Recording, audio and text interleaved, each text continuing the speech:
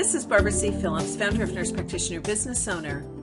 I had the opportunity recently to speak to over 4,000 nurse practitioners at the American Academy of Nurse Practitioners National Conference in Orlando, Florida.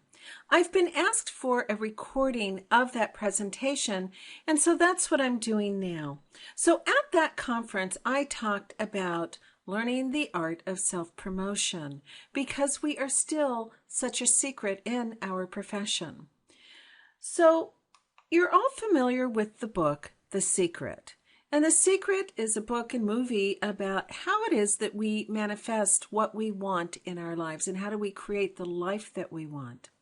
Well, we have another secret, and that is that of the secret NP, the secret nurse practitioner. There are so many people that still have no clue about what it is that we do, the gifts that we can bring to the table, and how we can help our patients. And so we need to let all these people know about who we are and what it is that we're doing. In addition to healthcare consumers, obviously legislators really need to have an understanding of how we can help the general public in their health. Certainly third-party payers need to understand what's going on so that they can reimburse us. And as far as the pharmaceutical companies go, well, I think they all need to recreate their message so that they get it right this time. They need to drop the phrase, ask your doctor.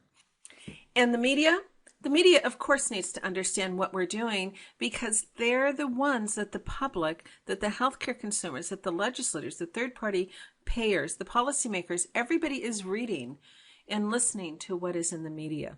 Whether they get it right or wrong, people are listening. So we really want them to understand who nurse practitioners are. So how do we do all of this? Well, we can do it with self-promotion. Now, I know that self-promotion is probably, that whole phrase is probably putting butterflies in your tummy because it does for a lot of us. And the reason is because we've heard so many horrible things about self-promotion. We've been called boastful or maybe self-absorbed and conceited. I mean, I think all of us have heard that growing up, and maybe that we were just a little too full of ourselves, and a handful of other phrases that aren't so great to actually verbalize in a video. But I'm sure you know what I'm talking about. But the truth of it is that self-promotion really can mean something else. And sometimes when we take one of those words that can be kind of hurtful or that we look at maybe not in the best of light, and we can reframe the meaning, we can also turn it into something that we can embrace. So if we think about self-promotion, another word that we might use would be marketing. But again, that's one of those words that maybe we're not so comfortable with because marketing implies that we're selling. And many people don't like to sell things. But the truth of it is, if you think about it, you already are selling on a daily basis. You are selling your patients on good health, on quitting smoking, on exercise, on taking their medications, on getting their screening test done, on losing weight. All of these different things, we do this every single day. But we don't like that term marketing very much. So another term that can mean self-promotion and can mean marketing as well is truly education. And this is a word that we can embrace. We can embrace education because it is something that we do and we do very well. And so if we stop and think about it, get rid of marketing, we can really make self-promotion actually mean education. So when we think about self-promotion or promoting ourselves, we also need to think what it is that we're doing. And one of the things that I think is key to understanding is that when you are promoting yourself, you're actually promoting all of your colleagues as well. And so this is a good thing. And if you think about this even further and take it on an even bigger picture, we're also promoting all nurse practitioners. Now, this idea of promoting self and our colleagues, it's not just for nurse practitioners, but if you're a PA, you can extrapolate this for your own profession as well. So remember, when you're promoting self, you're also promoting the entire profession. So that when we're doing something, whether it's positive or negative, it does reflect on all of us. So the next question is how do we do this? How do we promote ourselves? So the question comes up of just how do we go around and promote ourselves and promote our colleagues and promote other nurse practitioners? Well, there's a whole lot of marketing channels and venues that can be used to market ourselves. And these are just a very few of the ones that are available to nurse practitioners, in fact, to any healthcare provider. One of the things that isn't listed here that is incredibly powerful is word of mouth. And that's when our patients talk to other patients and our legislators talk to other legislators, and everybody's educating everybody about what it is that we're doing. I want to spend a moment talking about social media in a moment here. However, first, I think we need to talk about some rules around self-promotion. And nobody's written these rules down. They aren't commandments or anything like that, but they are common sense things. And as you and I both know, common sense is not maybe the most common commodity around. So let's take a look at these. The first one, when we think about promoting or marketing or education, is to remember it isn't about us. The messages that we need to give out are the messages that are about the people who need to hear them. So they're about our patients, about our legislators, about the policymakers. That's who the message is about. When we get uncomfortable with promoting and with marketing, it's because it's our ego that gets in the way. So we need to kind of put that aside and remember this isn't about us. It's really important that we share the good stuff. And by that, I mean there's a whole lot of stuff out there that we can be sharing, particularly in a social setting. However, let's not share the dirty laundry. Let's just share the good stuff. There's plenty of media out there that if they want to go out and dig up some garbage, that they will. But for you and I, let's share our good stuff. And let's also be truthful. Now, we have some colleagues who don't think that we're being very truthful, particularly for those of us that have earned the doctoral degree and want to use it as part of our professional title.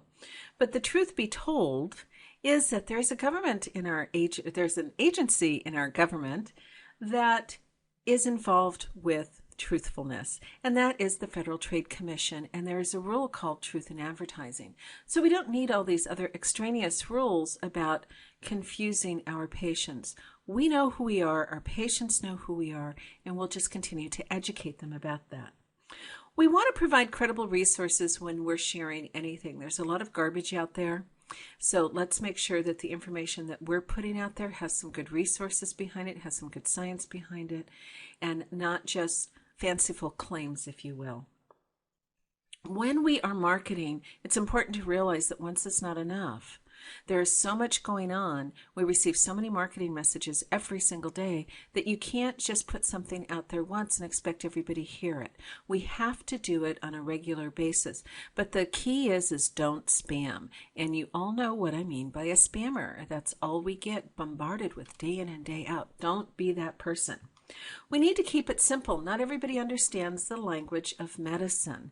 So we need to keep our messages simple so that everybody can understand what is being said. Now, we also want to diversify our messages, because when we diversify, we're hitting a lot of different channels and people have a better chance of seeing or hearing. I shared with you about 10 or 11 of those different venues and channels that are out there, and there's a whole lot more that you can use. So make sure that you diversify. The other thing is you want to stimulate the senses. Some of us like to read, some of us like to listen, and some of us like to watch.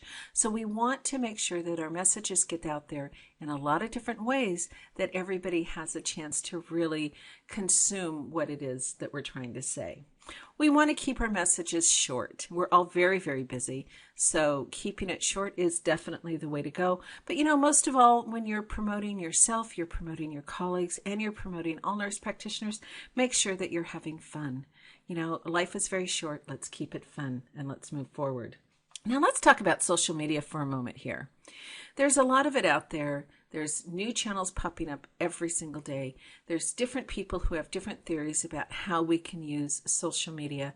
And I just want to say, again, remember, no matter what you're doing, whether you're tweeting, whether you're on Facebook, whether you're on Pinterest, Google+, you're YouTubing, you're linking in, whatever it is that you're doing, make sure that you are maintaining your professional face forward, because that is what people see.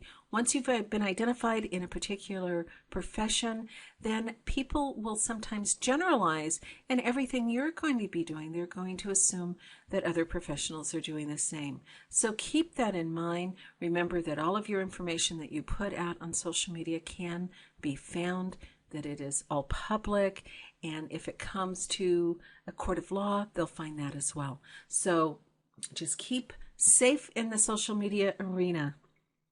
If you'd like more information from myself or from Nurse Practitioner Business Owner, please visit our blog at npbusiness.org. You can contact us there or on Facebook. Thank you so much for listening, and have a great day.